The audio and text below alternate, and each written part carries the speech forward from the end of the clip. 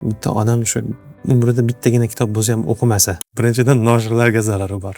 Insonni ba'zan ruhi ham och qoladi. Chunki kitob o'qimagan kamroq och qolganligini ketkazadigan narsa bu albatta mutolaa bo'ladi. Kitob o'qish orqali til boyligi ko'payadi, tasavvuri kengayadi. Agar sifatsiz kitob bo'ladigan bo'lsa, ketkazgan vaqtingizga achinasiz. Bundan ko'ra kichkina bir maqola bo'lsa ham o'qiganim yaxshi degan fikr keladi. Birinchi va oxirgi o'qigan kitobi alifbo bo'lmasligi kerak.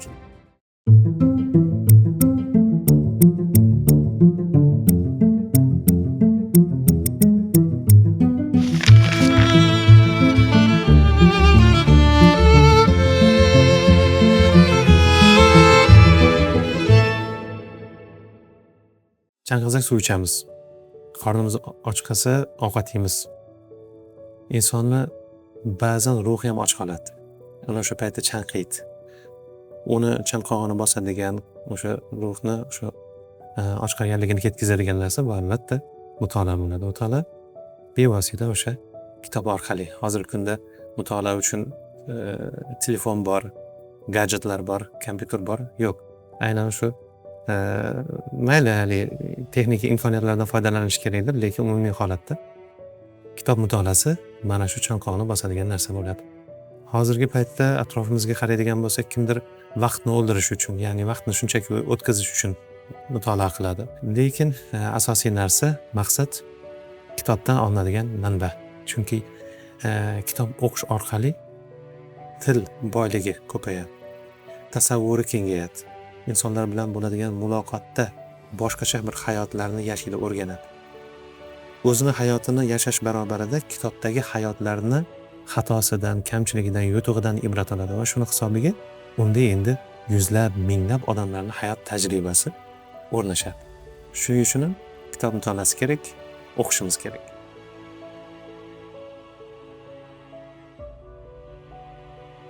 Hazratni kitoblar ro'yxati yozilgan qog'oz bor, kitoblarni o'qish tartibi bo'yicha. Shunda yaxshi xulosalar berilgan, ya'ni Hazrat tavsiyasiki, kitob o'qiyotgan odam bitta alohida daftar yoki bloknot olib, yon daftar olib, kitobdagi o'ziga ma'qul bo'lgan joylarni yozib borishi, tushunmagan savollari bo'lsa, ularni yozib borishi va tushunilmagan atamalari uchrab qoladigan bo'lsa, ularni yozib borsa, keyin shularning ma'nosini topib olaveradi.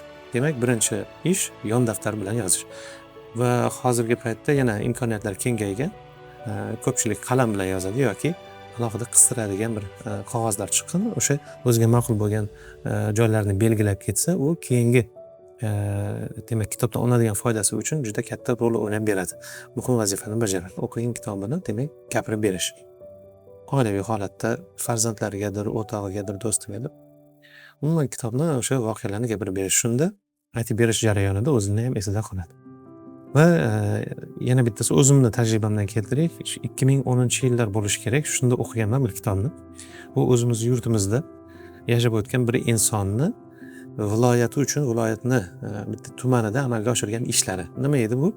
Bu o'sha xorijdan noyob daraxtlarni olib kelib, mevali daraxtlarni ham olib kelib ekib, o'sha tumanini shunaqangi bir go'zal dam oladigan maskanga aylantirganki, butun respublikada ovozasi ketgan. Va shu orqali butun o'sha xalqi ham, o'sha yerdagi odamlar ham, rahbariyat ham shu qilgan ish tufayli u insonni esda saqlab qolgan, hozirgi kungacha nomi aytiladi.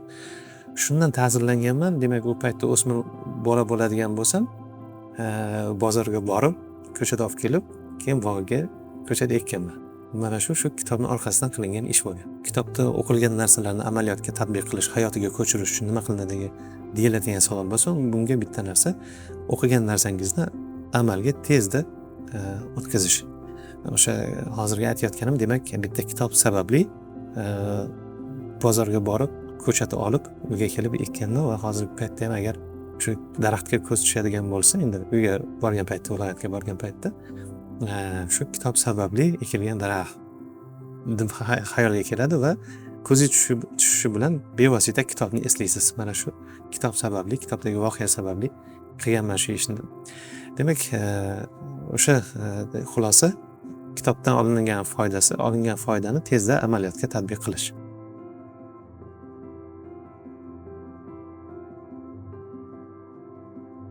Ulug'larning kitobida bitta tavsiya keladi.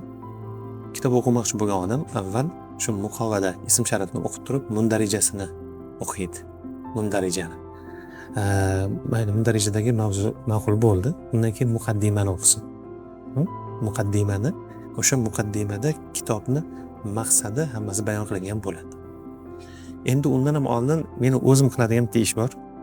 Kitobni qo'limga oldim. Muallif mabodo notanish bo'ladigan bo'lsa, demak hali aytganimdek muqaddimani va mundarijani o'qiyman.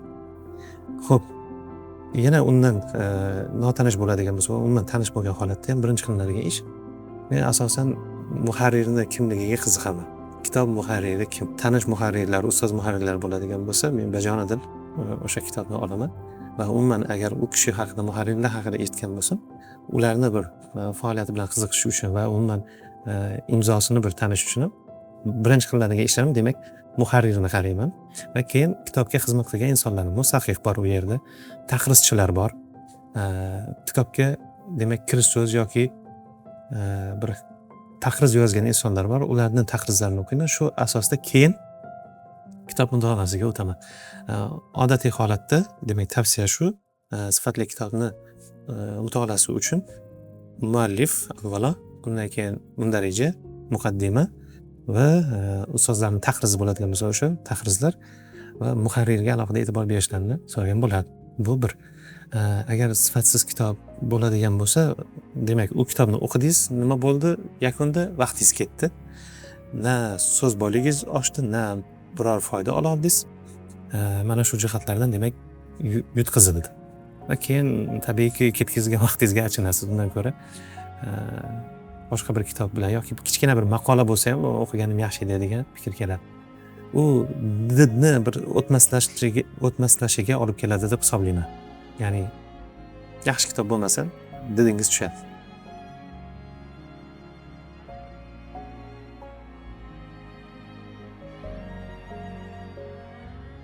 Hozirgi paytda kasbiy nuqtai nazardan, endi bilasiz, biz audio kitoblar mutolaa qilamiz. Hidoyat imomi o'qilyapti hozirgi paytda. Bu kitobni o'qiganman va hozir endi audiosi uchun bu kitob o'qilyapti. O'zim mutolaa sifatida o'qiyotganim Islomda salomatlik kitobi, Muhammad Alim domlaning kitoblari. Juda foydali kitob. 7 yoshdan 70 yoshgacha tavsiya qilinadigan kitob. Bemalol mana shu kitobdan o'zini holatiga mos narsalarni olib olish mumkin. Sport ham bor uning ichida. Uning ichida to'g'ri ovqatlanish uchun tavsiyalar bor, ya'ni qaysi ne'matlarni, nima foydalari borki, ularni yesak tanamizga, organizmga foydalari bo'ladi. Kasalliklardan davolanish bo'yicha tavsiyalar bor. Umuman 7 yoshdan 70 yoshga to'g'ri keladigan kitob.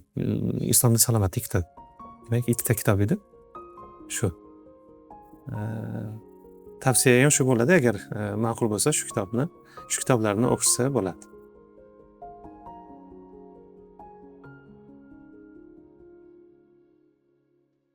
Shu savolda javob topishga odam qiynaladi.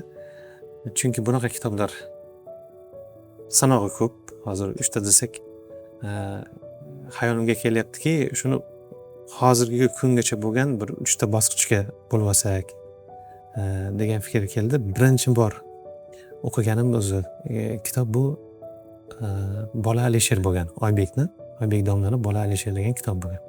Ya'ni ikkinchi sinfga o'tgan paytimizda adashmasam, demak alifboni o'rganganmiz, o'qish ketyapti. Ikkinchi sinfda olimpiadaga ham borganman, ya'ni yaxshi mutolaa bo'lgan. Uyda ham bu o'qituvchi bo'lganligi uchun demak mutolaa bor. O'sha bolalik tasavvurimni va kitobga bo'lgan muhabbatni oshirgan kitob. Birinchi sunnati Oybek domlani Bola Alisher qissasi. Oradan vaqt o'tyapti-da, o'smirlik paytimiz Muhammad payg'ambar qissasi hadislar degan risola chiqqan. Ixchamgina risola bo'lgan. Unda shu payg'ambar alayhisolamni va o'sha davrni muhiti juda qisqa matnlar bilan berilgan va hadislarning ham matni roviysiz, shunchaki mazmunni o'zi berib ketilgan kitob bo'lgan. Ixcham kitob bo'lgan.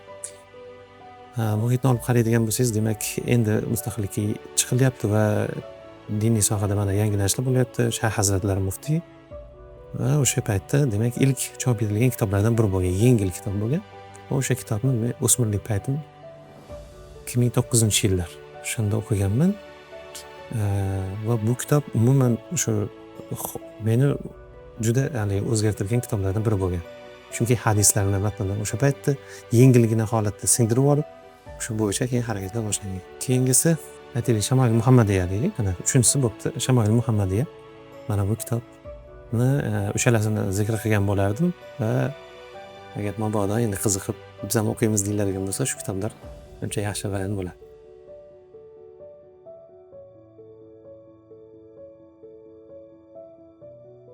Diniy adabiyotlardan tashqari, demak, 20 yoshda o'zimga Tog'ay Murodni Otamdan qolgan dalalar kitobini o'qishni tavsiya qilgan bo'lardim.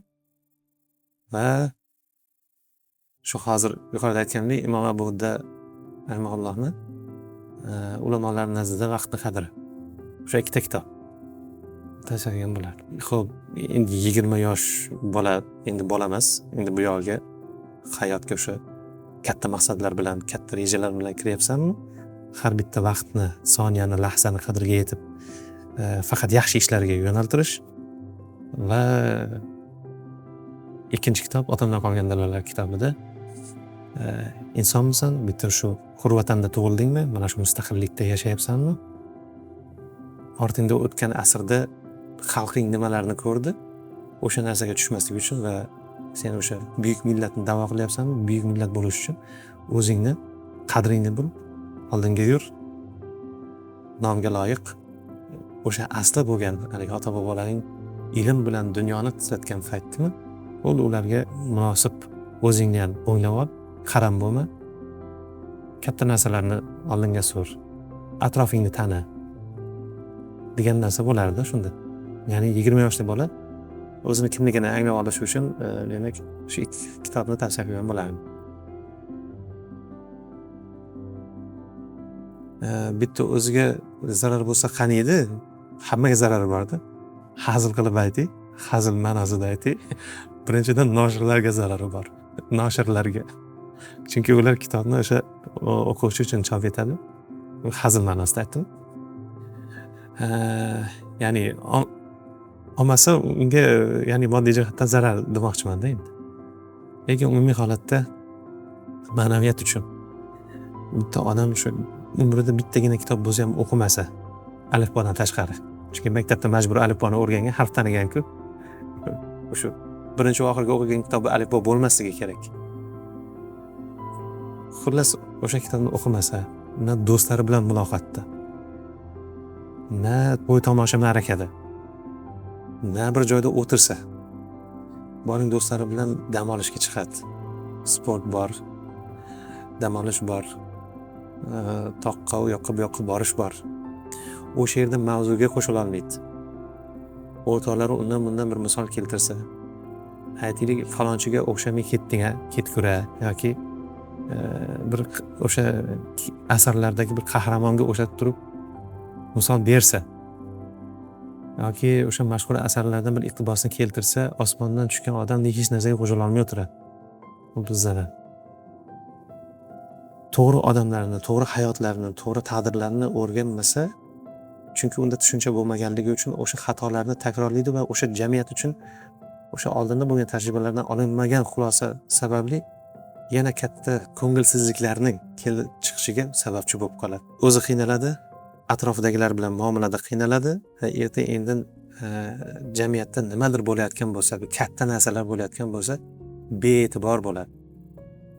Qo'shila olmaydi ham, foyda ham yetkazmaydi.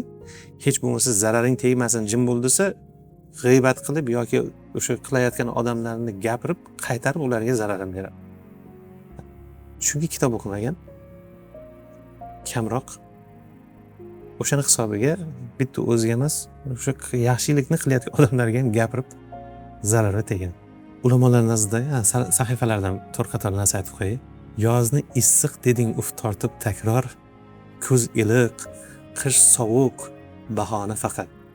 Senga xush kelmaydi hattoki bahor. Aytchi, o'qishingga qulay qaysi vaqt?